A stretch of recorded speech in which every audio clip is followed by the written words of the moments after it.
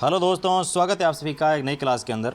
आज हम सॉल्व करने वाले हैं कलाम एकेडमी के द्वारा जो तृतीय श्रेणी अध्यापक भर्ती परीक्षा के लिए ऑफलाइन टेस्ट सीरीज चल रही है, इसका मेजर टेस्ट नंबर 1 आज हम सॉल्व करने वाले हैं, जो कि आपके रीट लेवल 2 एसएसटी विषय का रहने वाला है।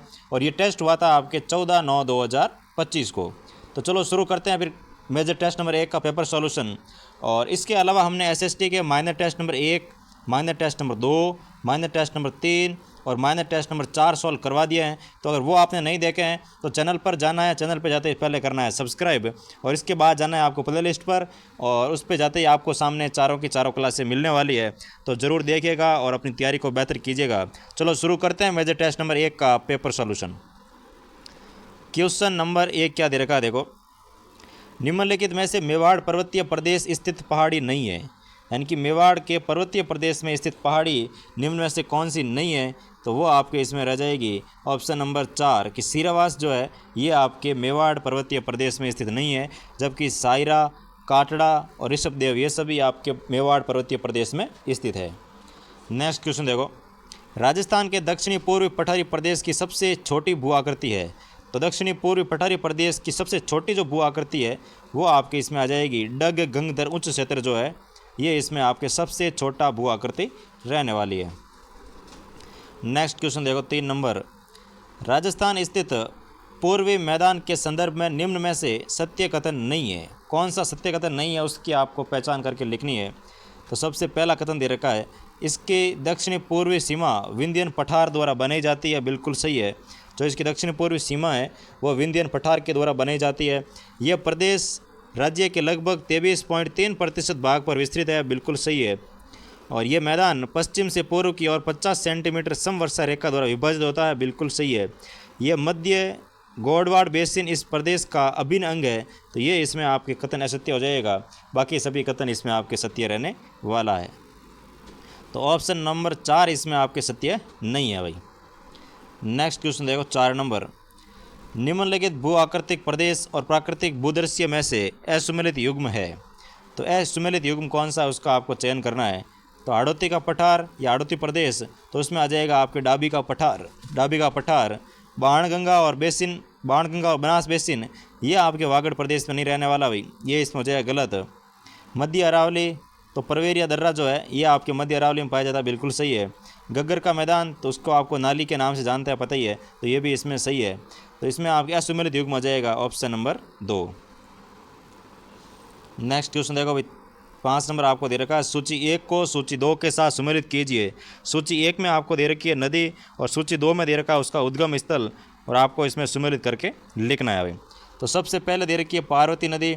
तो पार्वती का जो उद्गम स्थल है वो आ जाएगा आपके सहोर क्षेत्र, यानी कि पहले में आ जाएगा 4। गग्गर नदी का उद्गम स्थल आ जाएगा आपके शिवालिक की पहाड़ियाँ, यानी कि ऑप्शन नंबर 2। और बनास नदी का जो उद्गम स्थल है वो आ जाएगा आपकी खमनोर की पहाड़ियाँ, जो कि राजसमंद में स्थित है, तो ऑप्शन नंबर 1। और लूणी नदी, तो लूणी आ जाएगी आपकी नागपाड़ अजमेर से इसका उद्गम होता है, यानी कि ऑप्शन नंबर 3। तो 4 2 1 3, तो 4 2 1 3 यानी कि ऑप्शन नंबर 4 जो है वो इसमें आपके सही हो जाएगा। नेक्स्ट देखो। राजस्थान के कुल नदी जल ग्रहण क्षेत्र में बनास नदी का अंश है। तो इसमें बनास नदी का जो अंश है वो आ जाएगा 27.48% जो अंश है वो आपके बनास नदी का रहता है। नेक्स्ट क्वेश्चन देखो। कूल, रेतरी और अहेली कौन सी नदी की सहायक नदियां हैं। तो कूल है, रेतरी है और अहेली जो नदियां हैं वो आपके पार्वती नदी की सहायक नदियां रहती है भाई। तो कूल, रेतरी और अहेली जो नदियां हैं ये पार्वती नदी की सहायक नदियां रहने वाली है। नेक्स्ट क्वेश्चन देखो 8 नंबर आपको दे रखा है, निम्नलिखित नदी और समापन स्थल पर विचार कीजिए। यानी एक तरफ दे रखी है नदी और सामने दे रखे हैं उसका समापन स्थल, तो इस पर आपको विचार करके लिखना है कि कौन सा सुमेलित है। सुमेलित युग्म का आपको चयन करके लिखना है भाई। तो सबसे पहले आपको नदी दे रखी है साबरमती नदी।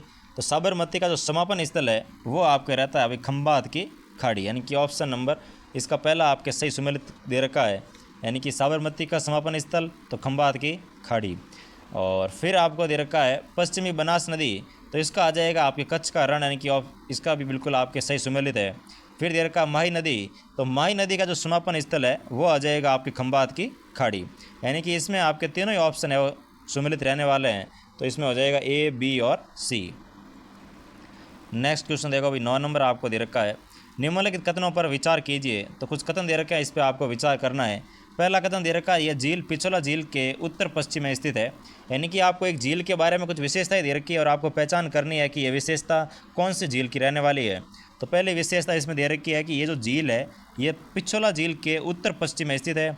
दूसरा दे रखा है, इस झील के मध्य नेहरू उद्यान स्थित है। तो ये जो विशेषता है ये आपके रहने वाली है फतेह सागर झील की रहेगी भाई। तो इसमें हो जाएगा ऑप्शन नंबर 3। और फतेह सागर झील के अंदर एक सौर वेधशाला भी स्थित है, तो वो भी आपके इसमें रहने वाली है फतेह सागर झील। नेक्स्ट क्वेश्चन देखो 10 नंबर आपको दे रखा है, किसी तालाब या नाडी के अतिरिक्त जल संचय हेतु निकटवर्ती छोटा गर्तनुमा भाग कहलाता है।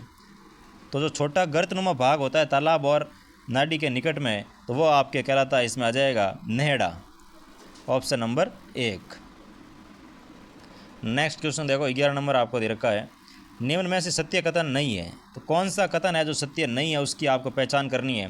पहला कथन आपको दे रखा है, जवार सागर बांध बोरावास गांव के निकट कोटा में स्थित है। बिल्कुल सही है, जो जवार सागर बांध है ये कोटा के निकट बोरावास गांव के अंदर स्थित है। दूसरा दे रखा है आपको, कोटा बैराज चंबल नदी पर स्थित सबसे लंबा बांध है। तो ये इसमें आपके सत्य नहीं है भाई, कोटा बैराज सबसे लंबा बांध नहीं रहने वाला, तो ये इसमें आपके असत्य हो जाएगा। और राणा प्रताप सागर बांध चंबल परियोजना के द्वितीय चरण में निर्मित हुआ था। बिल्कुल सही है, जो राणा प्रताप सागर बांध है ये चंबल परियोजना के दूसरे चरण में इसका निर्माण किया गया था। फिर दे रखा है, गोसुंडा बांध चित्तौड़गढ़ जिले में बेड़च नदी पर स्थित है। बिल्कुल सही है, गोसुंडा जो बांध है वो चित्तौड़गढ़ जिले में स्थित है और इस नदी कौन सी है, तो बेड़च नदी पर स्थित है।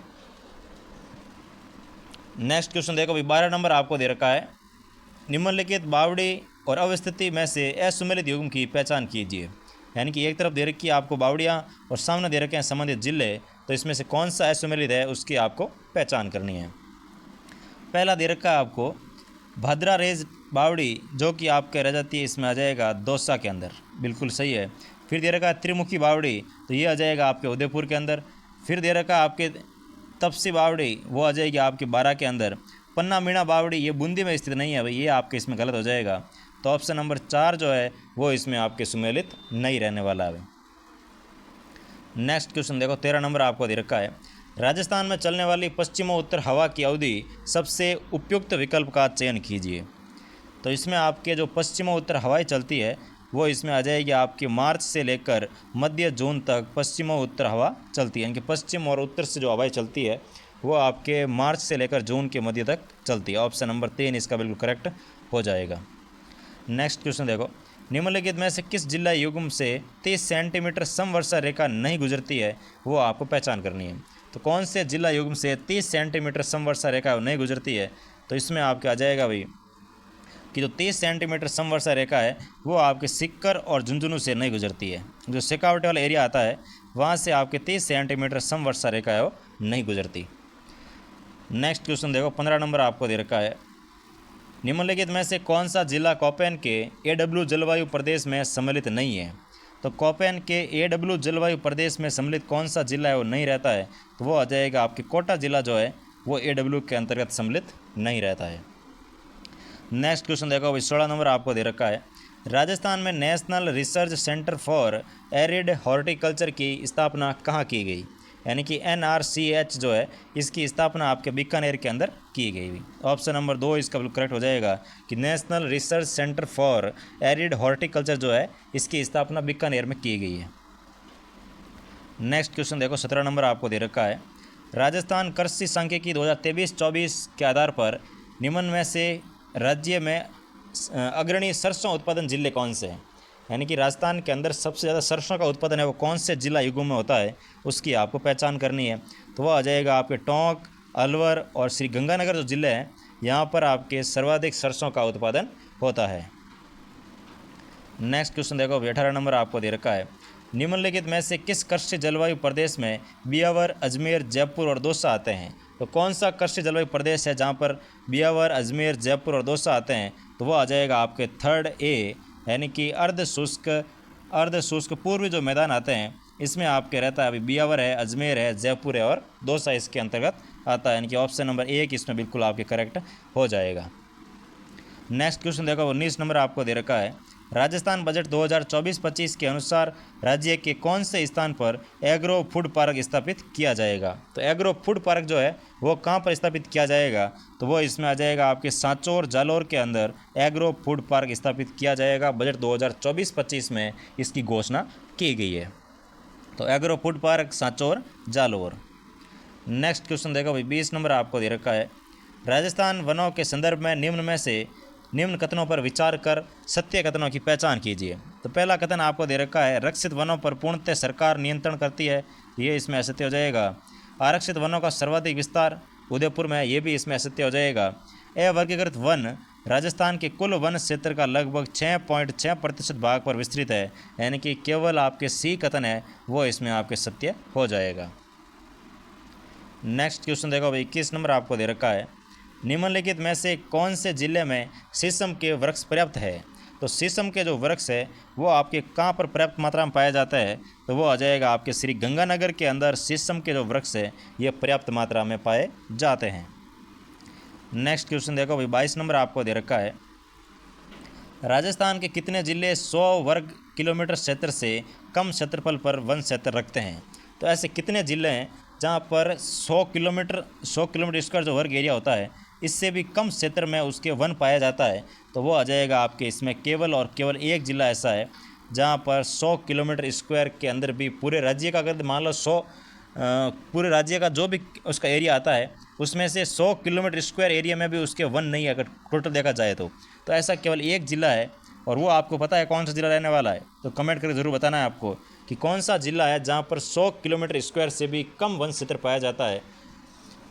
नेक्स्ट क्वेश्चन देखो भाई, 23 नंबर आपको दे रखा है, निम्नलिखित में से कौन सा राजस्थान वन नीति 2023 के लक्ष्य में शामिल नहीं है। तो राजस्थान वन नीति 2023 है इसमें कौन सा लक्ष्य है वो शामिल नहीं है, उसका आपको चयन करके लिखना है भाई। तो पहला दे रखा है सामुदायिक वन प्रबंधन, ये रहता है। वन्य जीव संरक्षण, ये भी रहता है। वन क्षेत्र में वृद्धि, ये भी इसमें शामिल है। लेकिन पर्यावरण अवकर्षण जो है ये इसके अंतर्गत शामिल नहीं रहने वाला। नेक्स्ट क्वेश्चन देखो, 24 नंबर आपको दे रखा है, एम सैंड नीति 2024 के तहत वर्ष 2028-29 तक कितनी मात्रा में एम सैंड उत्पादन का लक्ष्य रखा गया है। तो एम सैंड का जो उत्पादन का लक्ष्य रखा गया है वो इसमें आपके रहने वाला है 30 मिलियन टन प्रति वर्ष, यानी कि एम सैंड जो मृदा है एम सैंड उत्पादन का इसका लक्ष्य 28-29 तक 30 मिलियन टन प्रति वर्ष रखा गया है। नेक्स्ट क्वेश्चन देखो, अर्जुनसर, हंसैरन बीकानेर, सीतापुरा और लक्कासर जयपुर किस खनन क्षेत्र के रूप में प्रसिद्ध है। तो वो आ जाएगा आपके पोटास के खनन के लिए प्रसिद्ध रहता है भाई। तो 25 का हो जाएगा ऑप्शन नंबर 1। नेक्स्ट क्वेश्चन देखो, 26 नंबर आपको दे रखा है, निम्नलिखित में से राजस्थान से 100% उत्पादित होने वाला खनिज है। तो राजस्थान से 100% उत्पादित होने वाला खनिज कौन सा है, तो वो आ जाएगा इसमें आपके सेलेनाइट जो है ये इसमें रहने वाला है। तो सेलेनाइट का उत्पादन है वो राजस्थान से 100% किया जाता है भाई। तो ऑप्शन नंबर आ जाएगा आपके इसमें 1। नेक्स्ट क्वेश्चन देखो भैया, 27 नंबर आपको दे रखा है, राजस्थान में निम्न में से कौन सा लो अयस्क खनन क्षेत्र नहीं है। तो लो अयस्क का खनन क्षेत्र कौन सा नहीं है उसकी आपको पहचान करनी है। तो लोहारपुरा, मनोरपुरा ये इसमें आपके रहता है। कालीपाड़ी, तावंदा ये भी आपके लो अयस्क का खनन क्षेत्र रहता है। और पादरला, नाना कराब तो ये इसमें आपके लो अयस्क का खनिज क्षेत्र नहीं रहेगा। जबकि थुरहुंडेर, नादरा की पाल ये भी आपके लो अयस्क का खनन क्षेत्र है, जबकि ऑप्शन नंबर 3 इसमें शामिल नहीं होगा भाई। नेक्स्ट क्वेश्चन देखो भाई, 28 नंबर आपको दे रखा है, राजस्थान में पीली भूरी रेतीली मृदा का विस्तार क्षेत्र है, सबसे उपयुक्त विकल्प का चयन कीजिए। यानी कि इस राजस्थान में पीली और भूरी जो रेतीली मृदा होती है इसका विस्तार क्षेत्र है वो कौन से एरिया में रहता है। तो वो आ जाएगा आपके नागौर, डीडवाना, कुचामन और पाली के अंदर पीली और भूरी मृदा का विस्तार क्षेत्र पाया जाता है। तो ऑप्शन नंबर 1 इसका बिल्कुल करेक्ट हो जाएगा। नेक्स्ट क्वेश्चन देखो, 29 नंबर आपको दे रखा है, निम्नलिखित कथनों पर विचार कीजिए। पहला कथन आपको दे रखा है कि ये मृदा मुख्यतः मध्य व दक्षिणी उदयपुर, डूंगरपुर जिले में मिलती है और इस मृदा में सामान्यतः मक्का, चावल और गन्ना आदि उत्पादित होते हैं। तो उपयुक्त विशेषता है वो किस मृदा को संदर्भित करती है। तो उपयुक्त विशेषता दे रखी है आपको, ये विशेषता आपके रहने वाली है लाल लोमी मृदा की विशेषता रहने वाली है भाई। तो ऑप्शन नंबर 2 इसका बिल्कुल करेक्ट हो जाएगा। नेक्स्ट क्वेश्चन देखो, 30 नंबर आपको दे रखा है, निम्नलिखित में से कौन सा जिला युग्म नॉन कैल्सी ब्राउन मृदा के विस्तार क्षेत्र से संबंधित नहीं है। यानी कि नॉन कैल्सी ब्राउन जो मृदा है इससे कौन सा क्षेत्र है वो संबंधित नहीं है, उसका आपको चयन करना इसमें है। तो सबसे पहले आपको दे रखा है सिक्कर झुंझुनू, जो कि इसके अंतर्गत आता है। जयपुर अलवर ये भी आपके नॉन कैल्सी ब्राउन मृदा के अंतर्गत रहने वाला है। और ब्यावर अजमेर ये भी इसमें शामिल है। जबकि जैसलमेर और बीकानेर जो एरिया आता है ये आपके नॉन कैल्सी ब्राउन मृदा के विस्तार क्षेत्र से संबंधित नहीं रहने वाला। तो ऑप्शन नंबर 4 जो है ये इसमें करेक्ट हो जाएगा भाई। नेक्स्ट क्वेश्चन देखो, 31 नंबर आपको दे रखा है, राजस्थान मृदा संसाधन के संदर्भ में निम्न में से सत्य कथन है। तो राजस्थान मृदा संसाधन के संदर्भ में कुछ कथन दे रखे हैं, इसमें से सत्य कथन कौन सा है उसका आपको चयन करना है। तो सबसे पहले आपको दे रखा है एरिडोसोल काली और चरनोजम प्रकार की मृदा होती है, असत्य है। एंटीसोल मृदा राज्य में सर्वाधिक क्षेत्र पर विस्तृत है, ये भी इसमें असत्य है। राज्य के उपादर जलवायु क्षेत्र में अल्पिसोल मृदा का विस्तार है, बिल्कुल सही है भाई। जो उपादर जलवायु क्षेत्र आता है इसमें अल्पिसोल मृदा का विस्तार पाया जाता है। और राजस्थान के राज्य के हाड़ौती प्रदेश में इंसेप्टिसोल मृदा पाई जाती है, ये भी इसमें गलत है। हाड़ौती प्रदेश के अंदर वर्टिसोल मृदा पाई जाती है और इंसेप्टिसोल जो मृदा है वो आपको मिलेगी अरावली पर्वतमाला के आसपास में। तो ये भी आपको हो जाएगा सत्य है। तो ऑप्शन नंबर 3 जो है वो इसमें आपके सत्य रहने वाला है। नेक्स्ट क्वेश्चन देखो भाई, 32 नंबर आपको दे रखा है, निम्नलिखित में से कौन सा स्थान कुर्जा पक्षियों के प्रवास के कारण पर्यटकों का आकर्षण केंद्र बना हुआ है। यानी कि कौन सा स्थान है जहाँ पे सर्वाधिक कुर्जा आती है ताकि लोग वहाँ पर देखने के लिए जाते हैं और वहाँ पे पर्यटन का एक बहुत ही अच्छा स्थान बना हुआ है। तो वो स्थान आपके आ जाएगा इसमें खिचन गाँव, जिसको हाल ही में रामसर साइड में शामिल किया गया था। खिचन गाँव जो कि फलोदी जिले के अंदर स्थित है। नेक्स्ट क्वेश्चन देखो, निम्नलिखित कंजर्वेशन रिजर्व और अवस्थिति में से असुमेलित युग्म है। तो कौन सा असुमेलित है उसका आपको चयन करके लिखना है। तो आसोप कंजर्वेशन रिजर्व भीलवाड़ा में स्थित है। अमरक महादेव जो कंजर्वेशन रिजर्व है वो आपका जाएगा अजमेर के अंदर स्थित। हमीरगढ़ 12 ये इसमें हो जाएगा असत्य है। और रोटू जो आता है कंजर्वेशन रिजर्व ये आपके नागौर में स्थित है। और इसमें आपके असत्य आ जाएगा हमीरगढ़। तो आसोप हो गया भीलवाड़ा, अमरक महादेव हो गया अजमेर, रोटू हो गया नागौर और तीसरा ऑप्शन हो जाएगा आपके असुमेलित। नेक्स्ट क्वेश्चन देखो भाई, 34 नंबर आपको दे रखा है, अरावली तथा विंध्याचल पर्वतमालाओं के संगम स्थल पर स्थित वन्य जीव संरक्षण स्थल है। अरावली तथा विंध्याचल जो पर्वतमाला है इसके संगम स्थल पर स्थित वन्य जीव संरक्षण स्थल कौन से हैं। तो वन्य जीव संरक्षण स्थल जो इसमें आएगा वो आपके रहने वाला है बरसी अभयारण्य जो है चित्तौड़गढ़ वाला, ये आपके इन दोनों के संगम स्थल पर पाया जाता है। नेक्स्ट क्वेश्चन देखो, निम्नलिखित वन्य जीव संरक्षण स्थल और वन्य मुख्य जीव में से असुमेलित युग्म है। यानी कि कौन सा वन्य जीव संरक्षण स्थल का कौन सा मुख्य जीव है इसमें आपको सामने दे रखा है और इसमें से कौन सा असुमेलित है उसका आपको पहचान करके लिखनी है। सबसे पहले दे रखा है रणथंभौर राष्ट्रीय उद्यान, इसका आपके मुख्य जीव आ जाएगा भारतीय बाघ यानी कि इंडियन टाइगर या फिर बंगाल टाइगर भी कह सकते हैं। दूसरा दे रखा है केवलादेव राष्ट्रीय उद्यान, इसमें आपके रहता है सफ़ेद सारस जो है वो इसका मुख्य जीव रहता है। नाहरगढ़ अभयारण्य इसका हो जाएगा लंगूर और सेई जो है वो इसके मुख्य जीव रहते हैं। और बंद बारेटा अभयारण्य जो है इसमें चौसिंगा आपके नहीं रहने वाला, यानी कि ऑप्शन नंबर 4 आपके इसमें असुमेलित हो जाएगा भाई। नेक्स्ट क्वेश्चन देखो, अवनी लेखरा के संबंध में असत्य कथन की पहचान कीजिए। तो अवनी लेखरा के बारे में कुछ कथन दे रखे हैं, इसमें से असत्य कथन कौन सा है उसकी आपको पहचान करके लिखनी है। सबसे पहले आपको दे रखा है इनका संबंध पैरा शूटिंग खेल से है। और दूसरा दे रखा है इन्होंने पेरिस पैरा ओलंपिक 2024 में स्वर्ण पदक जीता है, बिल्कुल सही है भाई। और तीसरा दे रखा है वर्ष 2021 में अवनी लेखरा को अर्जुन अवार्ड से सम्मानित किया गया था। तो ये इसमें आपके असत्य हो जाएगा, इनको 2021 में सम्मानित नहीं किया गया था भाई। इन्होंने पैरा ओलंपिक खेलों में 2 स्वर्ण और 1 कांस्य पदक है वो जीता था, बिल्कुल सही है। पैरा ओलंपिक के अंदर इन्होंने 2 स्वर्ण पदक जीते थे और 1 इन्होंने कांस्य पदक भी जीता है। तो तीसरा जो ऑप्शन है वो इसमें आपके असुमेलित हो जाएगा या असत्य हो जाएगा। नेक्स्ट क्वेश्चन देखो, 37 नंबर आपको दे रखा है, कर्नाटक में आयोजित 77वीं सीनियर राष्ट्रीय तैराकी प्रतियोगिता में 1 स्वर्ण तथा 1 कांस्य पदक जीतने वाले राजस्थान के एकमात्र खिलाड़ी है।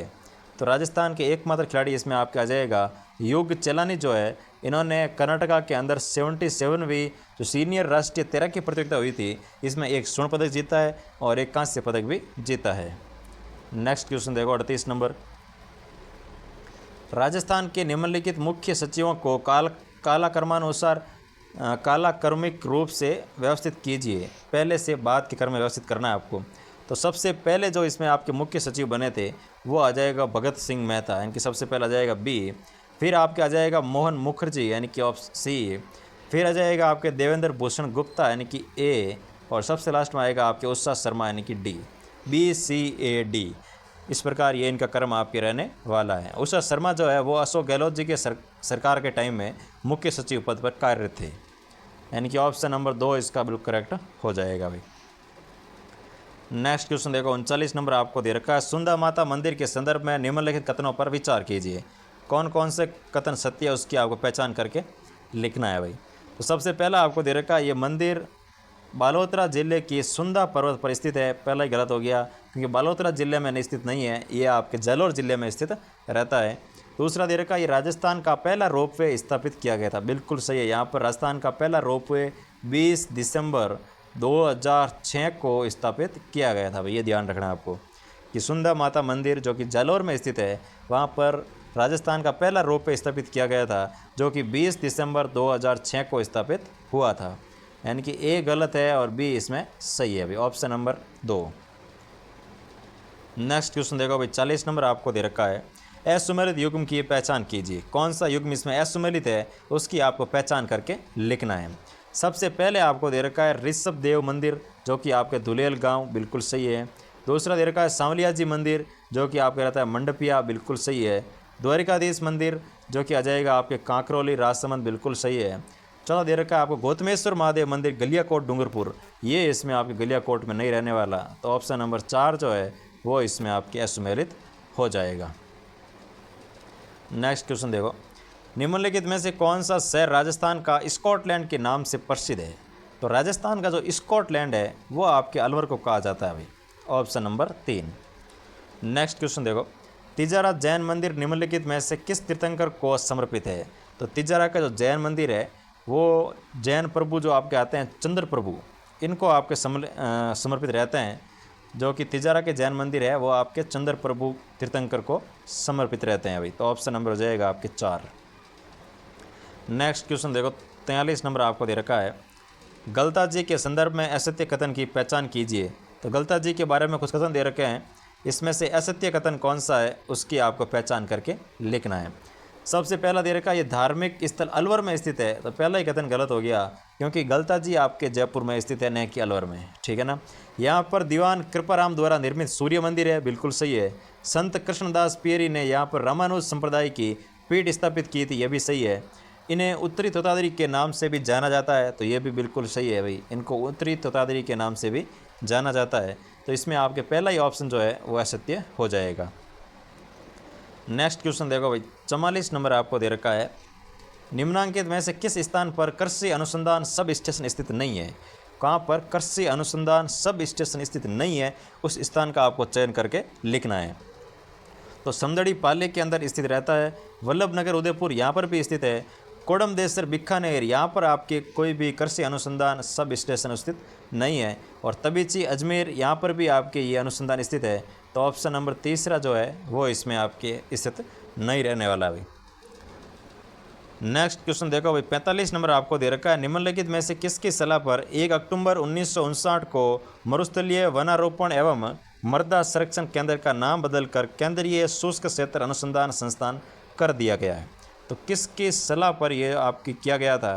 तो कौन सी समिति या फिर कौन इसके अध्यक्ष थे, तो वो आ जाएगा आपके डॉक्टर CS क्रिश्चियन जो है इनकी सलाह पर मरुस्थलीय वनारोपण एवं मृदा संरक्षण केंद्र का नाम बदल करके केंद्रीय शुष्क क्षेत्र अनुसंधान संस्थान कर दिया गया, जो कि आपके 1 अक्टूबर 1959 को किया गया था, यानी कि ऑप्शन नंबर हो जाएगा आपके 1, doctor CS Christian. Next question देखो भाई 46 नंबर आपको दे रखा है। निम्न में से कौन सा अनुसंधान केंद्र बीकानेर में स्थित नहीं है। तो कौन सा अनुसंधान संस्थान है जो कि बीकानेर के अंदर स्थित नहीं है उसका आपको चयन करके लिखना है भाई। तो सबसे पहले आपको दे रखा है राष्ट्रीय उष्ट्र अनुसंधान केंद्र, ये आपके बीकानेर में स्थित है। दूसरा दे रखा है सिरेमिक विद्युत अनुसंधान विकास केंद्र, वो भी आपके बीकानेर में स्थित है। केंद्रीय शुष्क बागवानी संस्थान, ये भी आपके बीकानेर के अंतर्गत स्थित रहता है। जबकि भैंस प्रजनन एवं अनुसंधान केंद्र जो है ये आपके बीकानेर में स्थित नहीं रहने वाला भाई, तो ये इसमें आपके असत्य कथन हो जाएगा। नेक्स्ट क्वेश्चन देखो, 47 नंबर आपको दे रखा है भारतीय कृषि अनुसंधान परिषद के अंतर्गत कृषि तकनीकी अनुप्रयोग अनुसंधान संस्थान जोन 2 का मुख्यालय कहाँ स्थित है। तो जो कृषि तकनीकी अनुप्रयोग अनुसंधान संस्थान है जिसके जोन 2 का जो मुख्यालय है वो आपके रहता है जोधपुर राजस्थान के अंदर रहता है भाई। तो जोन 2 का मुख्यालय कहाँ आ जाएगा, तो जोधपुर राजस्थान के अंदर। नेक्स्ट क्वेश्चन देखो 48 नंबर, राजस्थान के राज्य पुष्प का वैज्ञानिक नाम क्या है। तो राजस्थान का जो राज्य पुष्प है आपके रोइडे का फूल, इसका जो वैज्ञानिक नाम रहता है वो आ जाएगा आपके टिकोमेला एंडुलेटा, यानी कि option number 2, Tecomella undulata, option number 2। Next question देखो भाई 49 नंबर आपको दे रखा है निम्नलिखित में से कौन सा कार्य जिला कलेक्टर के दंड नायक की भूमिका में नहीं आता है। तो जिला कलेक्टर की दंड नायक की भूमिका में कौन सा कार्य अब नहीं रहता है, तो इसमें आपके सबसे पहला दे रखा है जिला पुलिस तंत्र पर नियंत्रण रखना, बिल्कुल इसका कार्य रहता है। विदेशियों के पारपत्र की जांच करना, वो भी बिल्कुल इसमें रहता है। जाति मूल निवास और अन्य प्रमाण पत्र जारी करना, ये भी आपके जिला कलेक्टर का कार्य रहता है। लोकसभा सदस्यों के चुनाव संपन्न करवाना, ये आपके इसमें जिला कलेक्टर के दंड नायक की भूमिका में नहीं रहता है भाई। तो ऑप्शन नंबर 4 इसमें आपके आंसर रहने वाला, ऑप्शन नंबर 4। नेक्स्ट क्वेश्चन देखो 50 नंबर आपको दे रखा है हाल ही में भारतीय जनता पार्टी के विधायक श्री कंवरलाल को निरहित किया गया है, ये किस विधानसभा क्षेत्र के विधायक थे। तो ये किस विधानसभा क्षेत्र के विधायक थे, तो वो आपके इसमें आ जाएगा अंताबारा के ये विधायक रहते हैं भाई, ऑप्शन नंबर 3 कि जो श्री कंवरलाल जी है ये अंताबारा से विधायक चुने गए थे। नेक्स्ट क्वेश्चन देखो भाई 51 नंबर आपको दे रखा है निम्नलिखित में से किस अनुच्छेद के अनुसार मंत्री परिषद का प्रधान मुख्यमंत्री होता है। यानी कि कौन सा आर्टिकल कहता है कि जो मंत्री परिषद है इसका एक प्रधान होगा और वो मुख्यमंत्री के नाम से जाना जाएगा, तो वो आपके इसमें आ जाएगा आर्टिकल नंबर 163 जो है वो इसके अंतर्गत इनको मुख्यमंत्री कहा गया है। यानी कि 163 में कहा गया है कि जो मंत्री परिषद का प्रधान है वो मुख्यमंत्री होगा। नेक्स्ट क्वेश्चन देखो, भारतीय संविधान के आर्टिकल 361 के तहत राज्यपाल के विरुद्ध व्यक्तिगत कार्य के संबंध में दीवानी मामले कितने दिन की पूर्व सूचना के आधार पर लाए जा सकते हैं। तो इसमें आपके रहता है जो दीवानी मामले है इसमें आपके 2 माह पूर्व की सूचना देनी जरूरी होती है, यानी कि option number 2, option number 3 sorry, 2 माह से पूर्व मतलब उनको पहले सूचना देनी पड़ती है कि हम आपके खिलाफ है वो दीवानी मामले या फिर इसके संबंधित कुछ आपकी कार्रवाई कर रहे हैं, तो 2 माह पूर्व उनको आपको सूचना देनी होगी। नेक्स्ट क्वेश्चन देखो भाई 53 नंबर आपको दे रखा है निम्नलिखित उद्योग और अवस्थिति में से असुमेलित युग्म की पहचान कीजिए। कौन सा युग्म असुमेलित है उसकी आपको पहचान करके लिखनी है। तो सबसे पहले दे रखा है सल्फ्यूरिक एसिड प्लांट जो कि अलवर में स्थित है, बिल्कुल सही है। लाफार्ज सीमेंट, तो लाफार्ज सीमेंट जो है ये आपके पिंडवाड़ा सिरोही दे रखा है जो कि इसमें आपके असत्य हो जाएगा। दी महालक्ष्मी मिल्स ब्यावर में स्थित है। Saint gobain glass factory Bhiwadi में स्थित है खैरता तिजारा के अंदर, बाकी सभी सही है, लेकिन ऑप्शन नंबर 2 जो है लाफार्ज ये आपके पिंडवाड़ा सिरोही में स्थित नहीं रहता है। नेक्स्ट क्वेश्चन देखो भाई 54 नंबर आपको दे रखा है DMIC के प्रथम चरण में निम्न में से कौन सा नोड निवेश क्षेत्र में विकसित किया गया है। तो कौन सा नोड है जो कि निवेश क्षेत्र के तहत विकसित किया जा रहा है, तो वो आ जाएगा इसमें आपके खुसखेड़ा, भिवाड़ी और नीमराना जो नोड आता है ये आपके निवेश क्षेत्र के अंतर्गत इसका विकास किया जा रहा है। नेक्स्ट क्वेश्चन देखो भाई 55 नंबर आपको दिया हुआ है कि सूची 1 को सूची 2 से सुमेलित कीजिए। सूची 1 में दे रखा है रिको द्वारा स्थापित नए औद्योगिक क्षेत्र, सूची 2 में दे रखा है संबंधित जिले, इसमें आपको सुमेलित करके लिखना है। तो सबसे पहले आपको दे रखा है कि माल की तुस, तो माल की तुस जो है ये आपके रहता है उदयपुर से संबंधित, यानी कि पहले में आ जाएगा आपकी 4 कि जो उदयपुर जो है इसमें आपके रहती है माल की तुस जो नया औद्योगिक क्षेत्र बना है ये आपका जाएगा उदयपुर क्षेत्र, ठीक है ना। दूसरा आपके रहता है उमरिया, तो उमरिया जो औद्योगिक क्षेत्र है वो आपके इसमें आ जाएगा झालावाड़, यानी कि ऑप्शन नंबर इसमें आ जाएगा 1। फिर दे रखा है नाडोल, तो नाडोल आ जाएगा आपके पाली, यानी कि 2। फिर दे रखा है आपका धर्मपुरा, तो धर्मपुरा आपके इसमें आ जाएगा भाई बाड़मेर, यानी कि 3। तो 4 1 2 3, 4 1 2 3 यानी कि ऑप्शन नंबर 3 जो है वो इसमें बिल्कुल करेक्ट आपके हो जाएगा। नेक्स्ट क्वेश्चन देखो भाई, 56 नंबर आपको दे रखा है, संतान केवल माता पिता से नहीं अपितु अपने सभी पूर्वजों से गुणों को प्राप्त करती है, इस विचार को देने वाले वैज्ञानिक कौन है? तो किस साइंटिस्ट ने या किस साइकोलॉजिस्ट ने कहा था कि जो संतान प्राप्त होती है वो केवल अपने माता पिता के गुण अर्जित नहीं करती है, जबकि अपने नाना नानी है, मामा मामी है या फिर अपने दादा दादी है, उनके भी गुण अर्जित करती है। तो ये आपके कथन कहने वाले आ जाएगा, गाल्टन के द्वारा ये कथन कहा गया था कि संतान केवल माता पिता से ही नहीं बल्कि अपने पूर्वजों से भी गुण अर्जित करती है। तो ऑप्शन नंबर हो जाएगा इसमें 2। नेक्स्ट क्वेश्चन देखो, 57 नंबर आपको दे रखा है, निम्नलिखित में से कौन सा लक्षण सामान्यतः ऑटिज्म स्पेक्ट्रम डिसऑर्डर यानी कि ASD से जुड़ा हुआ होता है? तो कौन सा लक्षण इसमें आपके ASD से जुड़ा हुआ है? तो वो इसमें आ जाएगा आपकी सामाजिक सहभागिता और संचार में कठिनाई। यानी कि हम देखते हैं ना कुछ बच्चों को कि वो समाज में मतलब आगे लोगों से बात नहीं कर पाते हैं, वो केवल घर घर में ही रहना पसंद करते हैं, तो उनको आपको ASD से वो प्रभावित रहते हैं भाई। सामाजिक सहभागिता और संचार में कठिनाई यानी कि किसी अनजान से बात करने में वो झिझकाते हैं, बात नहीं कर पाते हैं, तो ये उसमें आपके रहता है ASD वाला लक्षण है वो रहने वाला है। नेक्स्ट क्वेश्चन देखो भाई, 58 नंबर आपको दे रखा है, राजेश पढ़ाई में औसत है लेकिन बहुत अनुशासित और जिम्मेदार है। यानी कि राजेश पढ़ाई में तो औसत एवरेज है, लेकिन वो अनुशासन और जिम्मेदारी के अंदर बहुत तेज़ है। तो वह हर कार्य समय पर करता है और सहपाठियों के साथ सहयोग करता है। तो गाल्टन ऑलपोर्ट के अनुसार ये किस प्रकार का गुण है? तो गाल्टन ऑलपोर्ट के अनुसार जो ये गुण है ये आपका आ जाएगा केंद्रीय गुण। कौन सा गुण रहने वाला भाई? तो ये उनके अनुसार आ जाएगा आपके केंद्रीय गुण इसमें रहने वाला, यानी कि ऑप्शन नंबर 1। नेक्स्ट क्वेश्चन देखो, 59 नंबर आपको दे रखा है, असर्शन दे रखा है कि प्रश्नावली के माध्यम से व्यक्तित्व को मापा जा सकता है। रीज़न दे रखा है इसमें, प्रश्नावली में दिए गए उत्तर प्राय हमेशा सत्य होते हैं। तो इसमें आपके रहने वाला है कि A और R दोनों ही इसमें सही नहीं रहने वाले भाई। A तो इसमें सही है लेकिन R इसमें गलत है भाई। यानी कि प्रश्नावली में दिए गए प्रश्न प्राय हमेशा सत्य होते हैं, ये तो गलत है भाई। सत्य होते हैं, जरूर थोड़ी है कि सभी सत्य होंगे, असत्य भी हो सकते हैं। तो A इसमें सही है, जबकि R इसमें क्या हो जाएगा? गलत रहने वाला है। तो ऑप्शन नंबर आ जाएगा इसमें आपके 3। नेक्स्ट क्वेश्चन देखो भाई, 60 नंबर आपको दे रखा है, हीरो, थीमा, फ्रेस आदि व्यक्तित्व मापन के पक्षों का प्रयोग किस विधि में होता है? यानी कि हीरो है, थीमा है और फ्रेस है आदि व्यक्तित्व मापन के जो पक्ष होते हैं, पक्षों का प्रयोग है वो किस विधि में किया जाता है? तो वो इसमें आ जाएगा आपके विषय आत्मबोध के अंतर्गत रहने वाला है, यानी कि ऑप्शन नंबर 2 विषय आत्मबोध।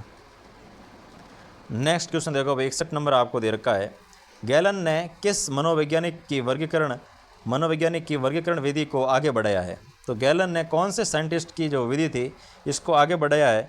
तो वो आ जाएगा आपके हिप्पोक्रेटस की जो विधि थी इसको गैलन ने आगे बढ़ाया था। नेक्स्ट क्वेश्चन देखो भाई, 62 नंबर आपको दे रखा है, गैनिया के अनुसार अधिगम का सर्वोच्च स्तर कौन सा है? तो गैनिया जो साइंटिस्ट है उनके अनुसार जो अधिगम का सर्वोच्च स्तर होता है वो कौन सा रहने वाला है? तो वो आ जाएगा आपके समस्या समाधान का जो अधिगम होता है ये इसके अकॉर्डिंग है और सर्वोच्च स्तर का अधिगम रहने वाला है। नेक्स्ट क्वेश्चन देखो भाई, 63 नंबर, कि निम्न में से संज्ञानवादी अधिगम से संबंधित विचारक नहीं है। तो संज्ञानवादी अधिगम से संबंधित विचारक है वो कौन सा नहीं रहता है? तो इसमें आपके जो ब्रूनर है ये आपके संज्ञानवादी है, टॉलमैन भी आपके संज्ञानवादी है, लेविन भी इसमें आपके संज्ञानवादी है, लेकिन जो हल है ये आपके इसमें संज्ञानवादी अधिगम से संबंधित विचारक नहीं रहते हैं भाई। नेक्स्ट क्वेश्चन देखो भाई, 64 नंबर आपको दे रखा है, स्तंभ 1 युक्ति और स्तंभ 2 उदाहरण। तो युक्ति दे रखी है सबसे पहले दमन। तो दमन का जो आपके सुमेलित हो जाएगा वो आ जाएगा बुरी यादों को भूल जाना। दमन यानी कि बुरी यादों को भूल जाना। तो ऑप्शन नंबर इसमें आ जाएगा आपके C, एक में हो गया C। दूसरे में दे रखा है आपको प्रक्षेपण। तो प्रक्षेपण जो है ये इसमें आ जाएगा आपके अपनी कमजोरी दूसरों पर थोपना, इसे कहते हैं आपके प्रक्षेपण। यानी कि दूसरे में आ जाएगा आपके B, C और B। फिर दे रखा है आपको युक्तिकरण। तो युक्तिकरण का मतलब होता है कि भाई जैसे असफलताओं का जो दोष है वो प्रश्न पत्र को देना कि मैं इसमें सफल नहीं हो सका क्योंकि पेपर है वो बहुत हार्ड था, आरपीएससी ने पेपर बहुत ही हार्ड बनाया इसलिए मैं सफल नहीं हो सका। ऐसा बोलना मतलब होता है कि युक्तिकरण, यानी कि अपनी जो कमजोरी है, अपना जो दोष है वो किसी और पे थोप देना। तो इसमें हो जाएगा आपके ऑप्शन, इसमें आ जाएगा ए नंबर ऑप्शन, ठीक है। फिर आता है प्रतिस्थापन, यानी कि गुस्सा किसी और का और किसी और पर निकाल देना, यानी कि गुस्सा किसी और पर निकालना, इसका मतलब होता है प्रतिस्थापन, कि अभी किसी और पे आया हुआ था गुस्सा और किसी और पे हमने निकाल दिया, यानी कि इसमें आ जाएगा आपके ऑप्शन नंबर डी। तो CBAD यानी कि ऑप्शन नंबर 1 जो है वो इसमें आपके बिल्कुल करेक्ट हो जाएगा। नेक्स्ट क्वेश्चन देखो भाई, 65 नंबर आपको दे रखा। कक्षा में एक छात्र परीक्षा में असफल होने पर कहता है कि पेपर बहुत कठिन था इसलिए मैं पास नहीं हो पाया, ये कौन सी समायोजन युक्ति है? तो ये जो समायोजन की युक्ति रहती है वो आ जाएगी आपके युक्तिकरण, ऑप्शन नंबर 3। नेक्स्ट क्वेश्चन देखो भाई, 66 नंबर आपको दे रखा है। निम्नलिखित में से कौन सा कथन अधिगम के बारे में सही है? तो अधिगम के बारे में जो सही कथन है वो इसमें आ जाएगा आपके ऑप्शन नंबर 4, कि अधिगम से तात्पर्य उन परिवर्तनों से जो अभ्यास और अनुभवों के फलस्वरूप प्राप्त होते हैं, वही आपके अधिगम कहलाता है, ऑप्शन नंबर 4। नेक्स्ट क्वेश्चन देखो भाई, 67 आपको दे रखा है। कीर्ति हमेशा बैडमिंटन खेलने में उत्साह महसूस करती है और चुनौतियों को सामना करती है। वह एक टूर्नामेंट खेलने में भाग ले रही थी, किंतु जैसे ही उसने खेलना शुरू किया उसके बाएं पैर में ऐंठन होने लगी, यानी कि बाएं पैर में दर्द होने लगा था, और परेशानी के बावजूद वह खेल ख़त्म करने में कामयाब रही और जीत भी गई थी। तो उसके पास किस प्रकार की अभिप्रेरणा थी? तो उसके पास जो मोटिवेशन थी वो आपके इंटरनल मोटिवेशन था, यानी कि आंतरिक अभिप्रेरणा इसके अंतर्गत रहती है भाई, तभी वो इतने मतलब दर्द के बाद या फिर इतनी बाधाओं के बाद भी अपना मैच कंप्लीट करती है और उसमें जीत भी हासिल करती है। तो वो आ जाएगा आपके आंतरिक अभिप्रेरणा के तहत रहता है। नेक्स्ट क्वेश्चन देखो भाई, 68 आपको दे रखा है। एक अर्जित अभिप्रेरणा जिससे प्रेरित होकर बालक अपने कार्य को इस ढंग से करता है कि उसे अधिक से अधिक सफलता मिल सके, कहलाती है। तो इसमें आपका आ जाएगा उपलब्धि अभिप्रेरणा रहती है भाई, ऑप्शन नंबर 4, उपलब्धि अभिप्रेरणा। नेक्स्ट क्वेश्चन देखो, 69 आपको दे रखा है। वह अभिप्रेरक शक्ति जो हमारे ध्यान को आकर्षित कर उसे किसी वस्तु, उद्दीपन या कार्य विशेष के संपादन में बराबर बनाए रखकर हमें वांछित उद्देश्य की पूर्ति में सहयोग प्रदान करती है, कहलाती है। तो इसमें आपके आ जाएगा रुचि, ऑप्शन नंबर 3, कि रुचि एक ऐसा अभिप्रेरक है जो हमें किसी भी कार्य को बराबर निरंतरता के साथ करने के लिए बाधित करती है। कि जैसे अगर आपकी किसी चीज़ में रुचि है, पढ़ने में रुचि है, तो आप पूरे दिन भर पढ़ते रहेंगे, बिल्कुल भी बोर नहीं होंगे। अगर आपकी रुचि नहीं है तो आप 10 मिनट पढ़ के बार बार घड़ी देखोगे, कितना टाइम हुआ है, तो वो आपको एक कह सकते हैं कि थोपा जा रहा है। लेकिन अगर आप रुचि होगी तो आप उस कार्य को करने में बिल्कुल उद्देश्य से और अपने लक्ष्य की प्राप्ति करोगे और एक रुचि के साथ पढ़ोगे और कंटिन्यूली पढ़ते रहोगे, तो वो आपके प्रेरक आ जाएगा रुचि, ऑप्शन नंबर 3। नेक्स्ट क्वेश्चन देखो भाई, 70 नंबर आपको दे रखा है। जीन पियाजे के अनुसार संज्ञानात्मक विकास की किस अवस्था में बालकों में भाषा का विकास ठीक प्रकार से प्रारंभ हो जाता है तथा भाषा अभिव्यक्ति का माध्यम बनने लग जाता है? तो वो आपके जो अवस्था रहने वाली है वो आ जाएगी पूर्व संक्रियात्मक अवस्था के तहत बालक का जो अधिगम का माध्यम है वो भाषा बन जाता है। नेक्स्ट क्वेश्चन देखो भाई, 71 नंबर आपको दे रखा है। कोहलबर्ग के नैतिक विकास सिद्धांत के अनुसार आत्म परिपूरक पारस्परिकता नैतिक विकास के किस चरण की विशेषता है? तो नैतिक विकास के कौन से चरण की विशेषता रहती है? तो वो इसके अंतर्गत आ जाएगा आपके साधनात्मक सापेक्षवादी उन्मुक्तता जो सिद्धांत है इसकी विशेषता आपके रहने वाली है, ऑप्शन नंबर 4। नेक्स्ट क्वेश्चन देखो भाई, 72 नंबर आपको दे रखा है। निम्नलिखित में से किस क्षेत्र में शिक्षा मनोविज्ञान का महत्व स्पष्ट रूप से दिखाई देता है?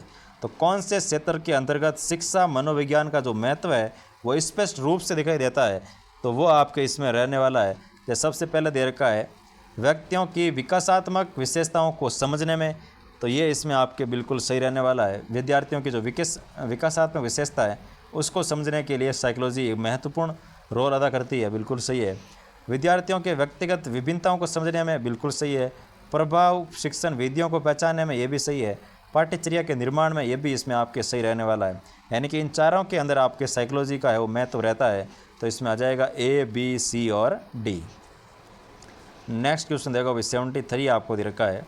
शिक्षा मनोविज्ञान के क्षेत्र को विभिन्न श्रेणियों के अंतर्गत वर्गीकृत किया जा सकता है। वृद्धि और विकास के ज्ञान को किस श्रेणी के अंतर्गत वर्गीकृत किया जा सकता है?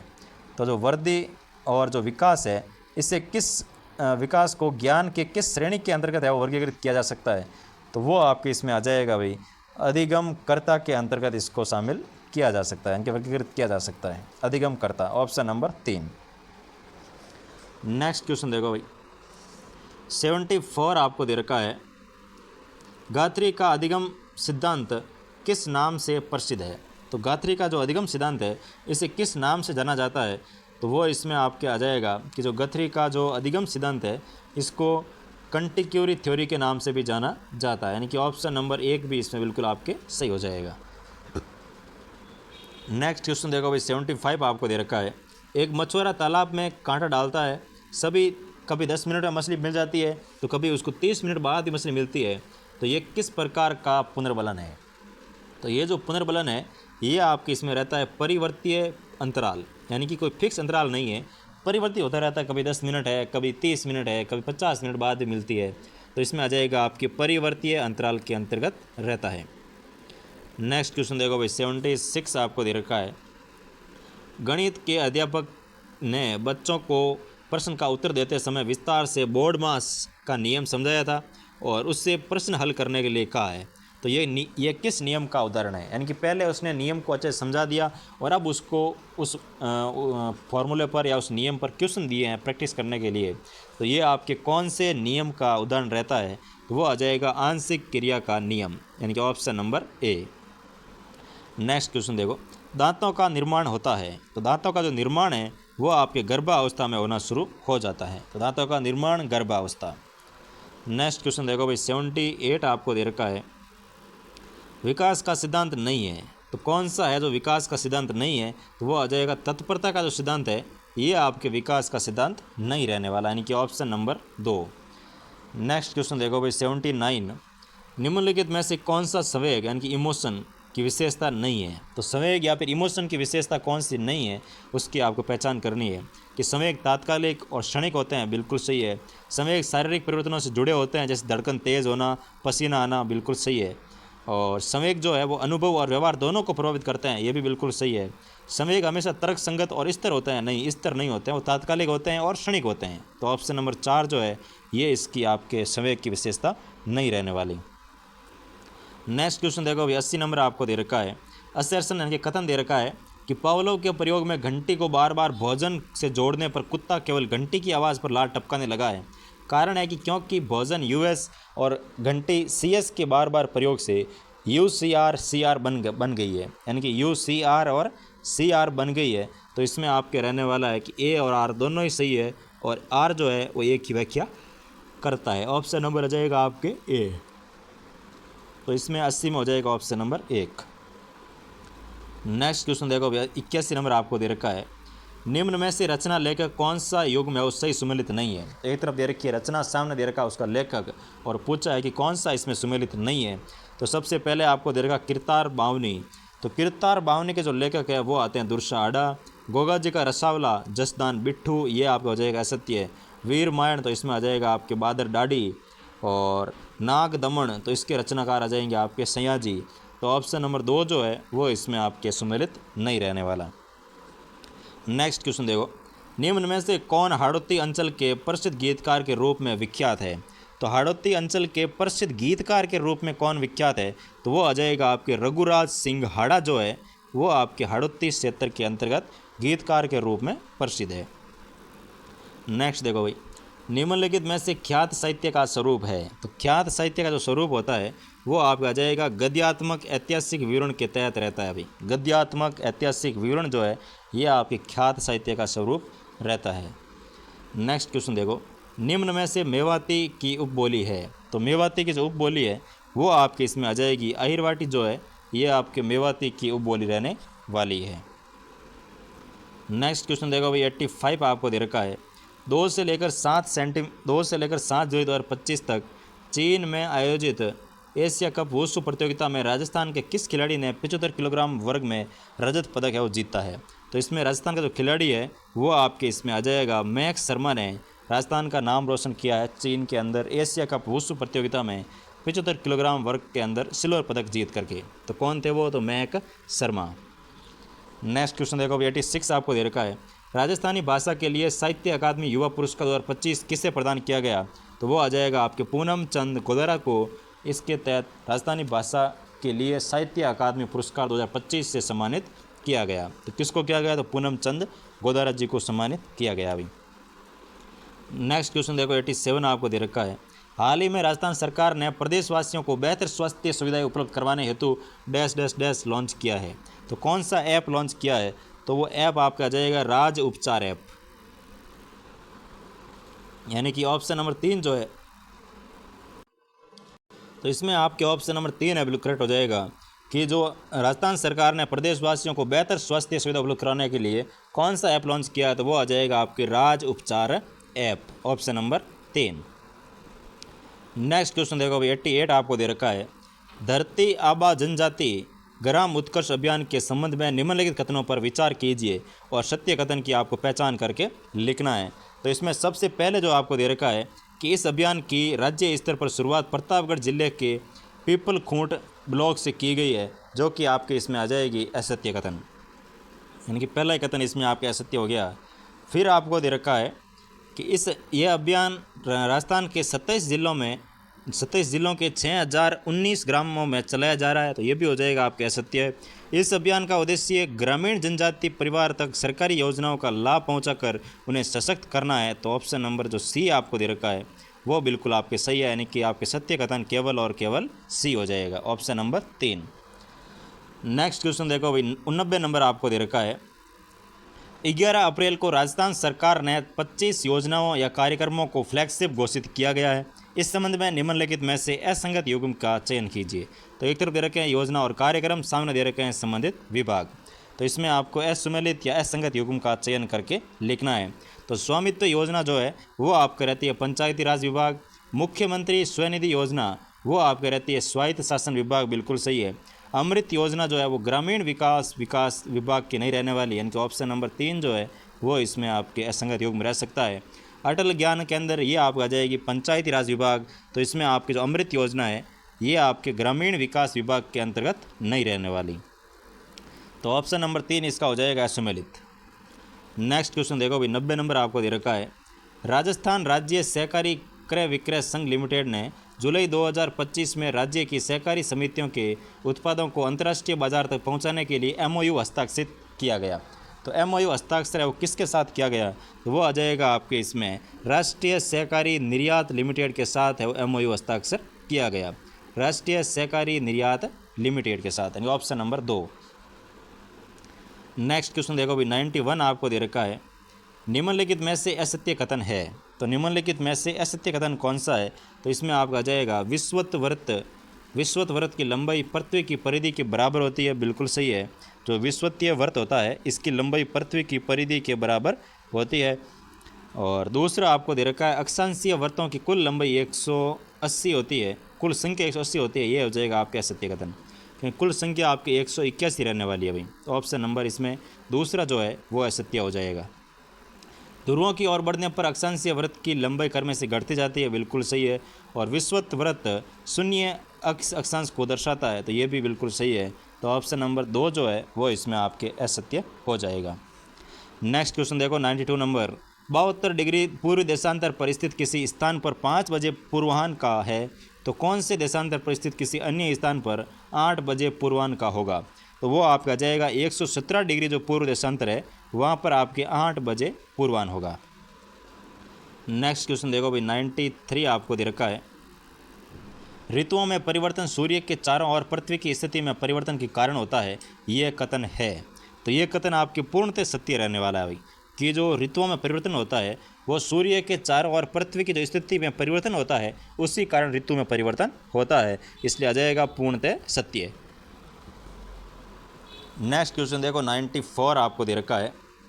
पृथ्वी की घूर्णन गति का प्रभाव है। तो पृथ्वी की जो घूर्णन गति है इसका प्रभाव क्या है? तो वो आ जाएगा इसमें आपके कि पृथ्वी का केंद्र अपसारी बल, बिल्कुल जो पृथ्वी का घूर्णन गति है इसमें आपके केंद्र अपसारी बल कार्य करता है। और दूसरा आपको दे रखा है पृथ्वी का विक्षेप या फिर कोरोलिस बल, बिल्कुल कोरोलिस बल भी इसमें आपके कार्य करता है घूर्णन के अंदर। और पृथ्वी का अभिकेंद्रीय बल, तो अभिकेंद्रीय बल पृथ्वी के घूर्णन में कोई कार्य नहीं करता भाई, तो इसमें आप ए और बी अवश्य हो जाएगा, यानी कि ऑप्शन नंबर 2। केवल ए व बी। नेक्स्ट क्वेश्चन देखो भाई 95 आपको दे रखा है, निम्नलिखित में से ग्लोबल वार्मिंग हेतु सर्वाधिक उत्तरदायी कारक है।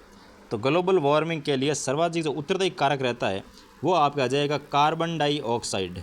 कार्बन डाइऑक्साइड जो है वो सर्वाधिक उत्तरदायी कारक रहने वाला है।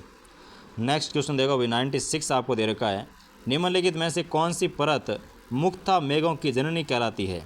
तो मुक्त मेघों की जननी है वो आप कहलाती है समताप मंडल की जो परत है इसे मुक्ता मेघों की जननी के नाम से भी जाना जाता है। नेक्स्ट क्वेश्चन देखो भाई 97 आपको दे रखा है, सौर मंडल के संदर्भ में निम्न पर विचार करें। तो सौर मंडल के बारे में कुछ कथन दे रखे हैं, इस पर आपको विचार करना है। तो सबसे पहला आपको कथन दे रखा है कि अधिकांश एरोसोल इसी परत में पाए जाते हैं। तो बिल्कुल सही बात है, सौर मंडल के अंदर जो अधिकांश एरोसोल होते हैं वो आपके सौर मंडल के अंतर्गत पाए जाते हैं। तो पहला आपका कथन बिल्कुल इसमें सही हो जाएगा। और इसे मौसमी परिवर्तन की छत भी कहा जाता है, तो ये कथन इसमें आप गलत हो जाएगा भाई, इसे मौसमी छत के नाम से नहीं जाना जाता है। इस मंडल में संपूर्ण वायुमंडलीय द्रव्यमान का 75% भाग है, तो ये भी बिल्कुल सही है। जो संपूर्ण वायुमंडल है इसके द्रव्यमान का 75% जो भाग है वो आपके सौर मंडल में पाया जाता है। तो ए और सी सही है, यानी कि ऑप्शन नंबर 3 जो है वो इसमें आपके सही हो जाएगा। नेक्स्ट क्वेश्चन देखो भाई 98 आपको दे रखा है, निम्नलिखित में से तापजनीय वायुदाब पेटी है। तो तापजनीय वायुदाब जो पेटी है वो आपके तो हो जाएगी इसमें दक्षिणी ध्रुवीय उच्च दाब पेटी, विषुवत रेखीय निम्न दाब पेटी, उत्तरी ध्रुवीय उच्च दाब पेटी, यानी कि ऑप्शन नंबर 4 उपरोक्त सभी। नेक्स्ट क्वेश्चन देखो भाई 99 आपको दे रखा है कि पछुआ पवनों के संदर्भ में निम्न में से असत्य कथन है। तो पछुआ पवन के बारे में कुछ कथन दे रखे हैं, इसमें से असत्य कथन की आपको पहचान करके लिखनी है। तो ये पवनें व्यापारिक पवनों की तुलना में अधिक प्रचंड होती है, बिल्कुल सही है। ये जो पछुआ पवनें होती है ये व्यापारिक पवनों की तुलना में बहुत अधिक प्रचंड होती है। इन पवनों की सीमा मौसम के अनुसार परिवर्तित होती है, बिल्कुल सही है। इन जो सीमा रेखा होती है वो इनके मौसम के अकॉर्डिंग वो परिवर्तित होती रहती है। उत्तरी गोलार्ध में ये पवनें उत्तर पश्चिम से दक्षिण पूर्व की ओर चलती है, ये इसमें आपके असत्य हो जाएगा। ये पवनें व्यापारिक पवनों की दिशा के ठीक विपरीत चलती है, बिल्कुल सही है। तो ऑप्शन नंबर 3 जो है वो इसमें आपके हो जाएगा असत्य कथन। नेक्स्ट क्वेश्चन देखो भाई 100 नंबर आपको दे रखा है, निम्नलिखित उष्णकटिबंधीय चक्रवात और संबंधित क्षेत्र में से असुमेलित युग्म है। तो निम्नलिखित में से उष्णकटिबंधीय चक्रवात और संबंधित क्षेत्र में से असुमेलित युग्म कौन सा है। तो सबसे पहला दे रखा है विल्ली विलीज। तो विल्ली विलीज जो चक्रवात आते हैं वो आपके पश्चिमी ऑस्ट्रेलिया साइड में जो भी चक्रवात आएगा उसको विल्ली विलीज के नाम से जाना जाता है। और चीन और जापान के पास जो चक्रवात आते हैं उनको टाइफून के नाम से भी जानते हैं।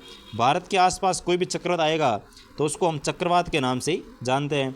जबकि हरिकेन जो है ये आपके न्यूजीलैंड के आसपास नहीं होता है। तो ऑप्शन नंबर 4 इसमें आपके हो जाएगा असुमेलित युग्म। नेक्स्ट क्वेश्चन देखो भाई 101 आपको दे रखा है, सूची 1 को सूची 2 के साथ सुमेलित कीजिए तथा नीचे दिए गए कोड से सही उत्तर का चयन भी कीजिए। सूची 1 में दे रखा है आपको स्थानीय पवने, सूची 2 में दे रखी है संबंधित क्षेत्र, इसमें आपको सुमेलित करके लिखना है। तो सबसे पहले दे रखी है जोंडा। तो जोंडा जो है ये आ जाएगी आपके एंडीज़ पर्वत का पूर्वी ढाल जो है उसको जोंडा कहते हैं, यानी कि पहले में आ जाएगा ए। फिर आता है बोरा। तो बोरा जो है ये आपके आ जाएगा एड्रियाटिक सागर का तट जो होता है इसको कहते हैं अभी बोरा, यानी कि ऑप्शन नंबर इसमें आ जाएगा 1। फिर दे रखा है पेम्पोरा। तो पेम्पोरा जो है ये इसमें आ जाएगी आपके अर्जेंटीना के पंपास जो मैदान आता है उसको कहते हैं अभी आपके पंपोरा। अर्जेंटीना के जो पंपास मैदान आते हैं घास के उनको पंपोरा के नाम से जानते हैं, यानी कि आ जाएगा इसमें 3।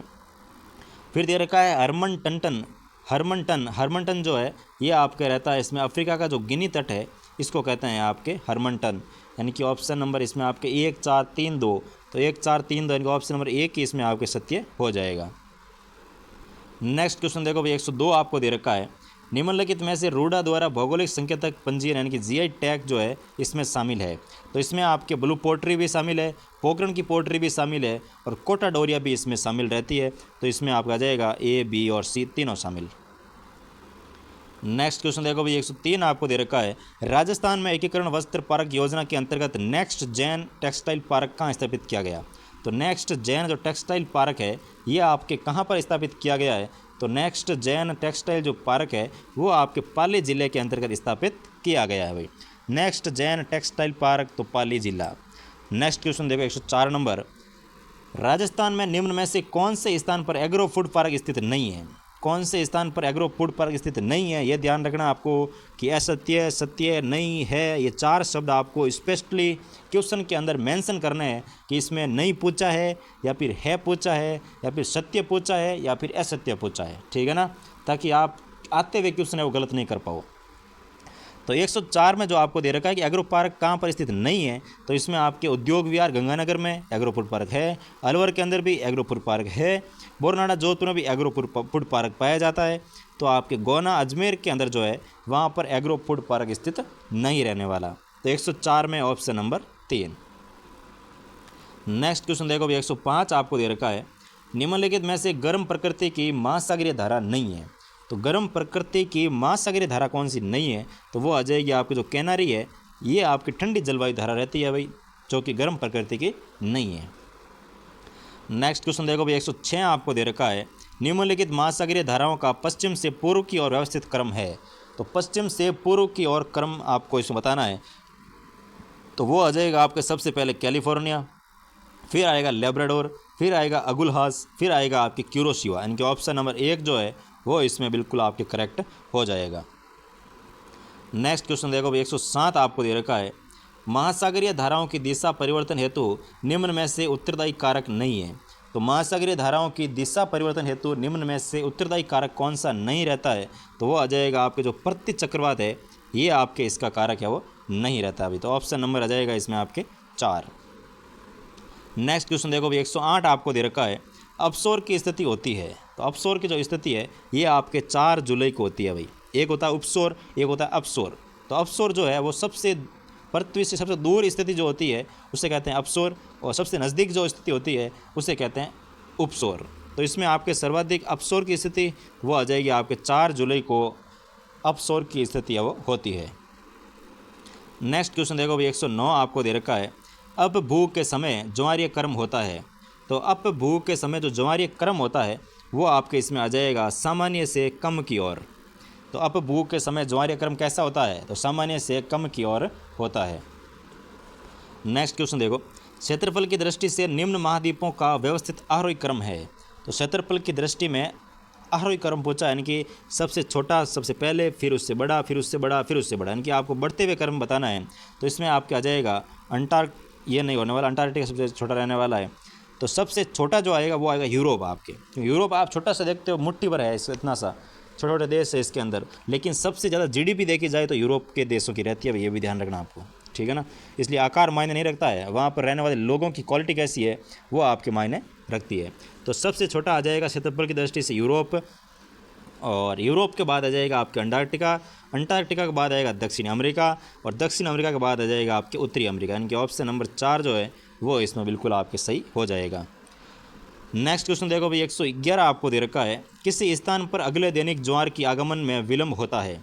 तो किसी स्थान पर अगले ज्वार के आगमन में जो विलंब होता है वो आपके इसमें रहेगा 52 मिनट का। तो कितना विलंब होगा भाई, तो ज्वार में दैनिक ज्वार के आगमन में विलंब समय देखा जाए तो सामान्यतः वो आपके 52 मिनट का रहता है। नेक्स्ट क्वेश्चन देखो भाई, 112 आपको दे रखा है विश्व का सबसे ऊंचा जलप्रपात है। तो विश्व का सबसे ऊंचा जलप्रपात जो है वो आपका आ जाएगा एंजिल जलप्रपात। तो सबसे ऊंचा जलप्रपात कौन सा हो गया भाई, तो सबसे ऊंचा जलप्रपात या फिर सबसे ऊंचा झरना जो है वो आपके रहेगा एंजिल जलप्रपात। नेक्स्ट क्वेश्चन देखो भाई, 113 आपको दे रखा है निम्नलिखित यानी कि कटक या खाई और अवस्थिति में से असुमेलित युग्म का आपको चयन करना है। तो सबसे पहले आपको दे रखा है मैरियाना।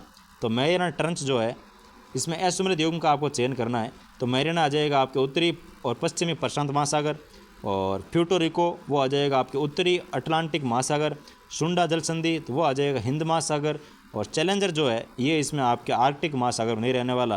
तो ऑप्शन नंबर 4 इसमें आपके असुमेलित युग्म हो जाएगा। नेक्स्ट क्वेश्चन देखो भाई, 114 आपको दे रखा है निम्नलिखित में से कौन सा क्षेत्र डेयरी या वाणिज्यिक दुग्ध उत्पादन कृषि से संबंधित नहीं है। तो वाणिज्यिक डेयरी या फिर वाणिज्यिक दुग्ध उत्पादन कृषि क्षेत्र से संबंधित नहीं रहता है, तो वो आ जाएगा आपके दक्षिणी पूर्वी एशिया जो है वो इसके अंतर्गत संबंधित नहीं रहने वाला भाई। नेक्स्ट क्वेश्चन देखो भाई, 115 आपको दे रखा है निम्नलिखित में से असत्य कथन की पहचान कीजिए। तो असत्य कथन कौन सा है उसकी आपको पहचान करके लिखना है। तो सबसे पहले दे रखा है भारत तथा बांग्लादेश विश्व के अग्रणीय पटसन उत्पादक देश है, बिल्कुल सही है। और ब्राज़ील में कैवा के बागान फेजेंडा कहलाते हैं, बिल्कुल जो कैवा होती है उसके जो बागान होते हैं उसको फेजेंडा के नाम से भी जाना जाता है। भूमध्य सागरीय कृषि खट्टे फल उत्पादन हेतु प्रसिद्ध है, वो भी बिल्कुल सही है। जो भूमध्य सागरीय कृषि होती है ये खट्टे फल उत्पादन के लिए प्रसिद्ध रहता है। फिर दे रखा है आपको टोंगिया मैक्सिको या फिर मध्य अमेरिका में की जाने वाली स्थानांतरित जो कृषि है इसको आपके टांगिया कहते हैं, वो गलत हो गया भाई, ये इसमें आपके असत्य रहने वाला है, बाकी सभी कथन है वो सत्य है भाई। नेक्स्ट क्वेश्चन देखो भाई 116 आपको दे रखा है कि निम्नलिखित में से व्यापारिक या विस्तृत वाणिज्यिक खाद्यान्न कृषि की विशेषता है, तो कौन कौन सी विशेषता इसमें रहती है वो आपको इसमें चयन करना है। तो वो इसमें आ जाएगा सबसे पहला दे रखा कृषि जोतों का विस्तृत आकार, बिल्कुल सही है।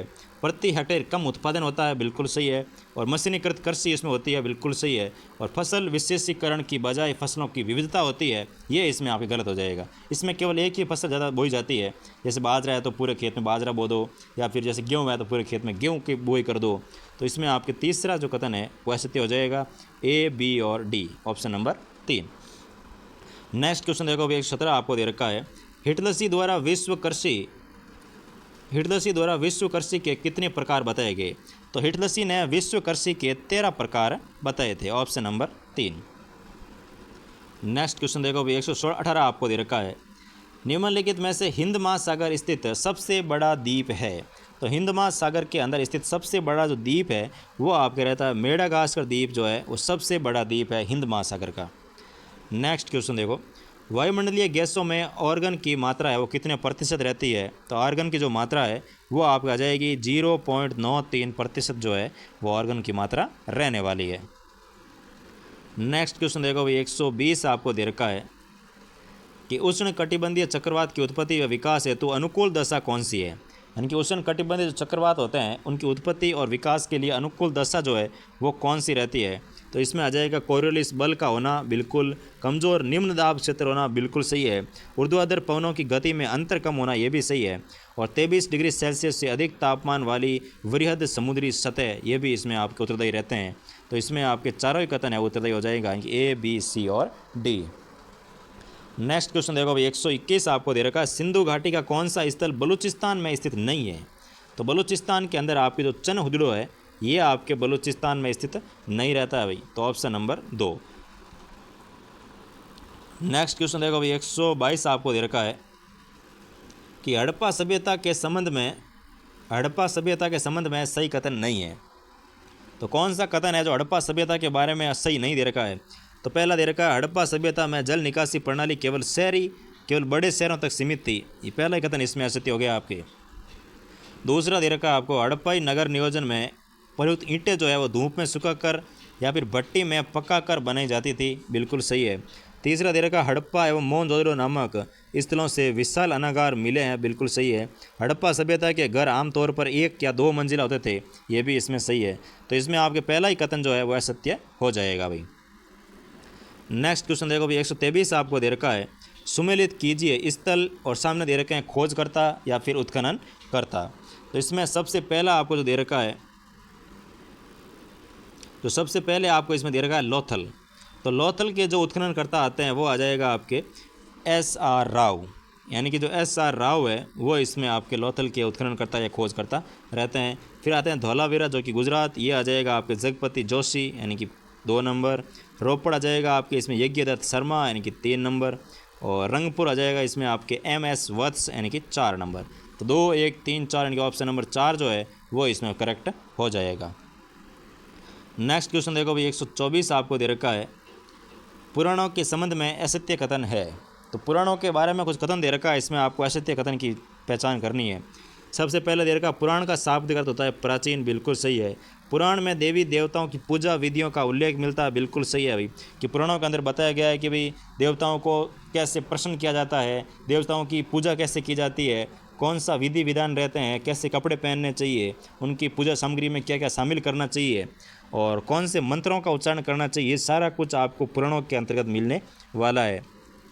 फिर दे रखा है शूद्रों को भी पुराण सुनने की अनुमति थी, तो बिल्कुल इसके अंतर्गत कहा जा सकता है कि पुराणों में लिखा हुआ है कि शूद्रों को भी स्पष्ट पुराण सुनने की अनुमति थी। और पुराणों का संकलन करता महर्षि कणाद को माना जाता है, तो ये इसमें आपका सत्य हो जाएगा ऑप्शन नंबर 4। नेक्स्ट क्वेश्चन देखो 25 नंबर आपको दे रखा है, निम्नलिखित में से किस शाखा का संबंध ऋग्वेद से नहीं है।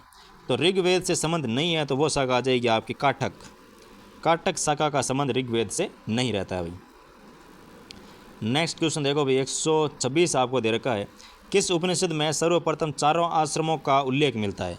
तो चारों आश्रमों का उल्लेख करने वाला कौन सा उपनिषद रहता है, तो वो आ जाएगा आपके जबालो उपनिषद जो है, ये चारों के चारों आश्रमों का उल्लेख करता है। तो ऑप्शन नंबर आ जाएगा आपके 1। नेक्स्ट क्वेश्चन देखो भाई 27 नंबर आपको दे रखा है, वैदिक कालीन शब्दावली के संबंध में सही सुमेलित नहीं है। तो वैदिक काल के अंदर जैसे अभी हम गेहूँ को गेहूँ कहते हैं, तो पहले वैदिक काल में गेहूँ को कहते थे गोधूम। तो इसमें से कौन सी शब्दावली है सुमेलित नहीं है, उसका आपको चयन करके लिखना है। तो गोधूम का हो गया गेहूँ, यव का हो गया जौ, ब्री का हो गया चना, तो चना इसमें आपके असत्य हो जाएगा भाई। और माल का हो गया आपके उड़द, तो इसमें आपके जो ब्री दे रखा है ये इसमें आपके सुमेलित हो जाएगा। नेक्स्ट क्वेश्चन देखो, जैन धर्म के किस तीर्थंकर को कृष्ण के समकालीन माना जाता है। तो जैन धर्म के जो अरिष्टनेमी है, इनको आपके कृष्ण के समकालीन भी माना जाता है। तो ऑप्शन नंबर आ जाएगा आपके 2। नेक्स्ट क्वेश्चन देखो भाई 129 आपको दे रखा है, महावीर स्वामी के संबंध में निम्नलिखित कथनों पर विचार कीजिए। तो महावीर स्वामी के बारे में कुछ कथन दे रखे हैं, इसमें से आपको निम्नलिखित कथनों पर विचार करना है और सत्य असत्य ऐसा कुछ पूछा नहीं है भाई। तो इसमें देखो, बौद्ध साहित्य में महावीर स्वामी को निगंठनाथ पुत्र कहा गया था और महावीर स्वामी के अनुयायी को निग्रंथ कहा जाता है। महावीर स्वामी ने पावापुरी में निर्वाण की प्राप्ति होती है और महावीर स्वामी के अनुयायी को अहिंसा के नियमों का कड़ाई से पालन करना होता था। तो इसमें आपके आ जाएगा ऑप्शन नंबर 2। नेक्स्ट क्वेश्चन देखो, 130 आपको दे रखा है, सयादवाद का संबंध किस धर्म से है। तो सयादवाद का जो संबंध है वो आपको मिलेगा भाई जैन धर्म से संबंध रहने वाला है सयादवाद का। नेक्स्ट क्वेश्चन देखो भाई 131 आपको दे रखा है, महात्मा बुद्ध के विहार जाते समय इनके मन को विचलित करने वाली घटनाओं का क्रमानुसार दीजिए। यानी कि जो महावीर बुद्ध है, महात्मा बुद्ध, वो विहार जा रहे थे घूमने के लिए, तो उन्होंने ऐसा कौन सा दृश्य देखा कि उन्होंने कहा कि बाकी सारी की सारी मोह माया है, हमें तो केवल संन्यास लेना है और सन्यासी बन के ज्ञान की प्राप्ति करनी है। तो ये जो उनके मन में भाव आए, ये कौन सी घटनाओं को देखकर आए थे, उस घटनाओं के आपको कर्मानुसार व्यवस्थित करना है। तो सबसे पहले जो महात्मा बुद्ध ने देखा, वो देखा कि एक वृद्ध व्यक्ति, यानी कि ऑप्शन नंबर 2। फिर उन्होंने देखा एक बीमार व्यक्ति को, इनके ऑप्शन नंबर 1। फिर देखा एक मृतक व्यक्ति को, इनके 3 नंबर। फिर उन्होंने देखा एक सन्यासी को। तो सन्यासी अपने धुन में मस्त था और मस्त मौला था और ज़िंदगी को जी रहा था, तो कहा कि ये वाली ज़िंदगी जो है ये सबसे बेस्ट है भाई। तो उन्होंने कहा कि सन्यासी का रूप मैं अब धारण करूँगा और सन्यास लूँगा। तो ये हो गया 2, 1, 3, 4। तो ऑप्शन नंबर आ जाएगा आपके 4। नेक्स्ट क्वेश्चन देखो भाई 132 आपको दे रखा है कि महात्मा बुद्ध की शिक्षाओं के संबंध में असत्य कथन है। तो महात्मा बुद्ध ने ईश्वर को सृष्टिकर्ता के रूप में मान्यता नहीं दी थी। यानी कि जो महात्मा बुद्ध है, उन्होंने भगवान या ईश्वर को सृष्टिकर्ता के रूप में वो मान्यता नहीं दी थी। इसमें आपको असत्य कथन की पहचान करनी है। तो बिल्कुल सही है भाई, भगवान महात्मा बुद्ध ने ईश्वर को सृष्टिकर्ता के रूप में मान्यता नहीं दी थी। और महात्मा बुद्ध आत्मा की अमरता में विश्वास करते हैं, तो ये इसमें हो जाएगा आपके असत्य कथन। महात्मा बुद्ध पुनर्जीवन में विश्वास करते थे, बिल्कुल। महात्मा बुद्ध ने बौद्ध धर्म का अंतिम लक्ष्य निर्वाण को बताया, ये भी इसमें सही है। तो दूसरा कथन जो है ये इसमें आपके असत्य हो जाएगा। नेक्स्ट क्वेश्चन देखो, 33 नंबर क्वेश्चन आपको दे रखा है, निम्नलिखित कथनों पर विचार करें तथा सत्य कथन का चयन कीजिए। तो कुछ कथन दे रखे हैं, इस पर आपको विचार करना है और सत्य कथन का आपको चयन करके लिखना है भाई। तो सबसे पहले आपको दे रखा है, प्रथम बौद्ध संगति महात्मा बुद्ध की मृत्यु के पश्चात 383 ईस्वी पूर्व में सप्तपणी गुफा राजगृह में हुई थी। तो पहला कथन इसमें असत्य हो गया। प्रथम बौद्ध संगति में बुद्ध की शिक्षाओं को सत पिटक एवं विनय पिटक में संकलित किया गया था, यह बिल्कुल सही है भाई। इनकी जो शिक्षाएं थी उनको सूत पिटक और विनय पिटक के अंदर संकलित किया गया था, यह प्रथम बौद्ध संगति के अंतर्गत किया गया था। तो केवल दूसरा कथन जो है वो सत्य हो जाएगा। नेक्स्ट क्वेश्चन देखो, 134 आपको दे रखा है, निम्नलिखित को सुमेलित कीजिए। एक तरफ दे रखे हैं आपको महाजनपद, सामने दे रखी है उसकी राजधानी, इसको आपको सुमेलित करके लिखना है। तो चेंदी जो महाजनपद था, इसकी राजधानी कौन सी थी। तो चेंदी की राजधानी आ जाएगी आपके शक्तिमती, यानी कि 2 में, ए में आ जाएगा आपके 3। फिर आपके दे रखा है सूरसेन, तो सूरसेन जो महाजनपद है इसकी राजधानी थी आपके मथुरा यानी कि 4 नंबर। और कुरु महाजनपद है, इसकी राजधानी आ जाएगी आपकी इंद्रप्रस्थ यानी कि 2 नंबर। और फिर आपके दे रखा है कंबोज, तो कंबोज की जो राजधानी है वो आ जाएगी आपके राजपुर यानी कि 3 4 2 1, 3 4 2 1 यानी कि ऑप्शन नंबर आ जाएगा आपके 3। तो ऑप्शन नंबर 3 इससे बिल्कुल आपके करेक्ट हो जाएगा। नेक्स्ट क्वेश्चन देखो भाई 135 आपको दे रखा है, किस शासक के काल में पाटलिपुत्र को मगध की राजधानी बनाया गया था? तो इसमें आपके जो शासक है वो आ जाएगा आपके उदयन जो है, उदयन के शासन काल में पाटलिपुत्र को मगध की राजधानी बनाया गया था। तो इसमें हो जाएगा आपके option number 2 Udayan. Next question देखो भाई 136 आपको दे रखा है, वज्जी कितने राज्यों का संघ था? तो वज्जी जो है ये आपके 8 राज्यों का संघ था, जिसे संयुक्त रूप से वज्जी के नाम से भी जाना जाता था। नेक्स्ट क्वेश्चन देखो भाई 137 आपको दे रखा है, चंद्रगुप्त मौर्य की सेना को लुटेरों या डाकुओं का गिरोह किसने कहा था? कहा कि जो चंद्रगुप्त मौर्य की जो सेना थी वो लुटेरों या फिर डाकुओं का गिरोह था। ये कहने वाले आ जाएंगे आपके जस्टिन ने कहा था कि चंद्रगुप्त मौर्य की जो सेना थी वो एक प्रकार के लुटेरे या फिर डाकू थे। तो ये कहने वाले कौन थे? तो जस्टिन के द्वारा ये कथन कहा गया था। नेक्स्ट क्वेश्चन देखो भाई 138 आपको दे रखा है, निम्नलिखित कथनों पर विचार कीजिए। तो पहला कथन आपको दे रखा है, मौर्य शासक अशोक के विरुद्ध शिलालेख 14 अलग अलग स्थानों से प्राप्त हुए हैं। तो 14 जो शिलालेख था वो अलग अलग स्थानों से प्राप्त हुआ है, ये हो जाएगा गलत कथन। दूसरा दे रखा है, अशोक ने अपने चतुर्थ विरुद्ध शिलालेख में बहरी घोष की जगह धम्म घोष को अपनाने को कहा गया था, यानी कि बौद्ध धर्म अपनाने का साक्ष्य यहाँ से मिलता है।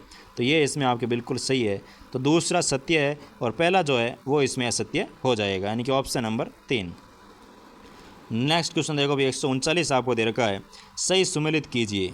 तो मौर्यकालीन अधिकारी और सामने दे रखा उनका दायित्व है, तो कौन से अधिकारी का क्या दायित्व था उसको आपको सुमेलित करके लिखना है भाई। तो सबसे पहले आपको दे रखा है प्रशास्त्री। तो प्रशास्त्री जो होता था इसका कार्य रहता था कारीगरों का मुखिया जो होता था उसे कहते हैं प्रशास्त्री, ठीक है ना, यानी कि पहले में आ जाएगा आपके 2। दूसरा दे रखा है अंतर्वेशिक। तो अंतर्वेशिक का मतलब था राजा की निजी अंगरक्षक सेना का जो अध्यक्ष होता है उसे कहते हैं अंतर्वेशिक, यानी कि इसमें आ जाएगा आपके 1। फिर दे रखा है अंत्यपाल, यानी कि सीमावर्ती दुर्गों का जो रक्षक है उसे कहते हैं अंत्यपाल, यानी कि आ जाएगा सी में आ जाएगा आपके 4। फिर दे रखा है आपके कर्मांतिक। तो कर्मांतिक जो है इसका हो जाएगा आपके उद्योग धंधों का प्रधान निरीक्षक जो होता था उसे कहते हैं कर्मांतिक, यानी कि डी में आ जाएगा आपके 3। तो 2 1 4 3, 2 1 4 3 ऑप्शन नंबर 2 जो है ये इसमें बिल्कुल आपके सही हो जाएगा। नेक्स्ट क्वेश्चन देखो 140 आपको दे रखा है, मौर्यकालीन सारनाथ स्तंभ का उत्कीर्ण पशु आकृति नहीं है। तो कौन सा पशु की आकृति है वो सारनाथ स्तंभ पर उत्कीर्ण है वो नहीं है, तो वो आ जाएगी इसमें आपके चित्ते की जो आकृति है ये उत्कीर्ण नहीं है। जबकि घोड़ा उत्कीर्ण है, सिंह उत्कीर्ण है, हाथी उत्कीर्ण है, लेकिन चित्ता जो है इसको उत्कीर्ण था वो नहीं किया गया। नेक्स्ट क्वेश्चन देखो भाई 141 आपको दे रखा है, सल्तनत कालीन किस शासक ने सुल्तान की उपाधि धारण कर केवल मलिक और शिल्प सलार की उपाधि है धारण की?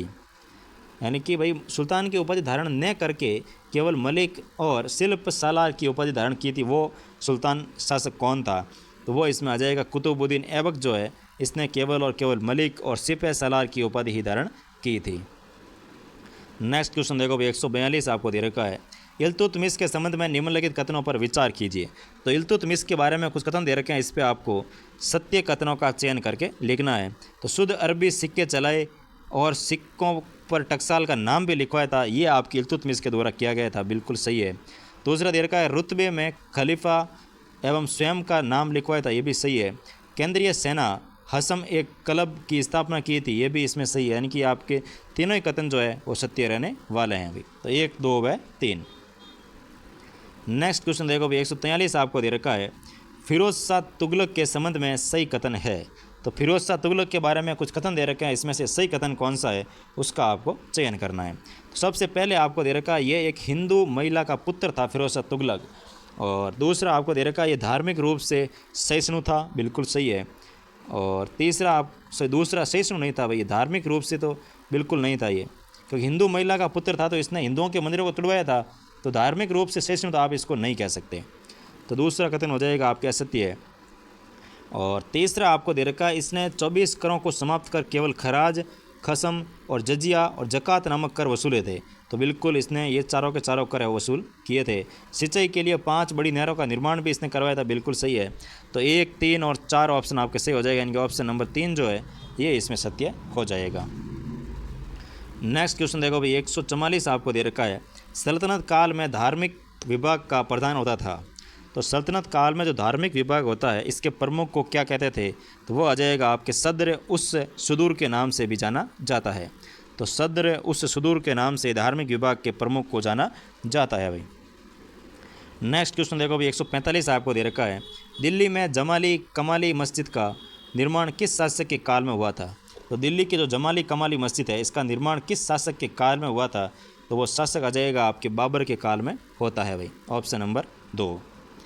नेक्स्ट क्वेश्चन देखो भाई, 146 आपको दे रखा है। जहांगीर द्वारा शहजादे खुर्रम को पगड़ी देते हुए का चित्रण किसने किया था? तो जहांगीर द्वारा शहजादे खुर्रम को पगड़ी देते हुए का चित्रण जो है ये करने वाले आपके आ जाएगा पयाग। ये चित्रण आपके पयाग के द्वारा किया गया था, यानी कि ऑप्शन नंबर 1। नेक्स्ट क्वेश्चन देखो, 147 आपको दे रखा है। खानवा के युद्ध में मुगल सैनिकों द्वारा राणा सांगा की ध्वजधारी हाथी को अपने अधिकार में लेने के पश्चात किस राजपूत योद्धा ने हाथी को पुनः प्राप्त करने में अपने प्राणों की बाजी लगा दी थी?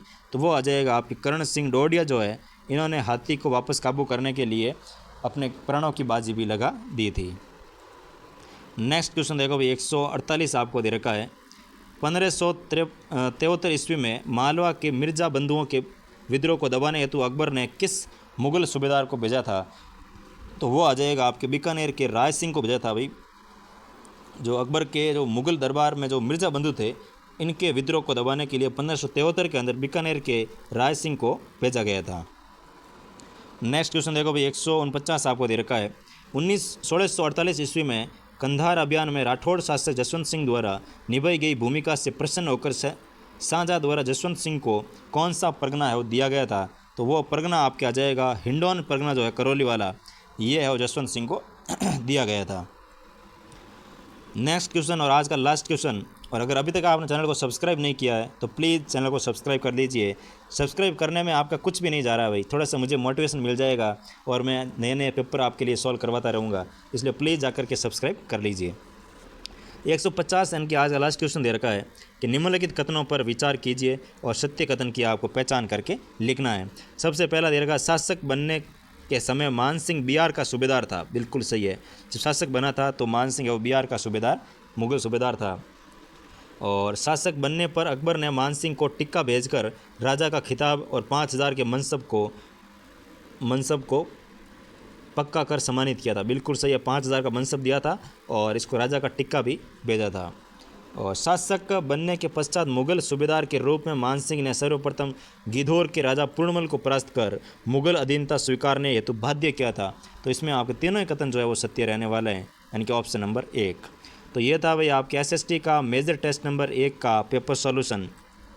कैसा लगा आपको पेपर सॉल्यूशन, कैसे थे क्वेश्चन, आपको कमेंट करके ज़रूर बताना है। और क्लास अगर अच्छी लगी हो तो क्लास को लाइक करना है, चैनल को सब्सक्राइब करना है और अपने जो भी दोस्त लोग हैं जो रीट की या थर्ड ग्रेड की तैयारी कर रहे हैं SST विषय से, तो उनके साथ ये शेयर भी करना है और सब्सक्राइबर भी बढ़ाने हैं, ठीक है ना। ओके, फिर मिलते हैं नेक्स्ट क्लास के अंदर एक नए क्लास के साथ, नए पेपर सॉल्यूशन के साथ। Thank you so much.